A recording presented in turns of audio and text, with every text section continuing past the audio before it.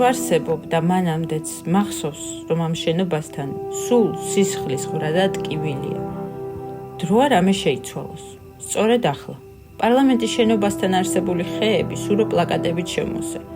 ხეები, როგორც პოლიტიკური ცვლილებებისა და სისხლისღვრის ჩუმი მოწმეები პროტესტს გამოხატავენ და მშვიდობას მოითხოვენ.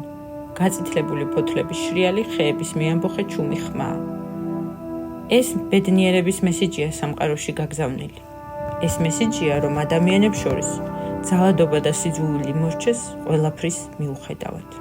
მათზე წერია: ჩემო ფოთლებმა ბევრი დემონსტრაცია ნახეს. ახლა მინდა, რომ ბედნიერი ვიყო. ეს ბედნიერების მესიჯი ადრე თუ გვიან აუცილებლად ასრულდება.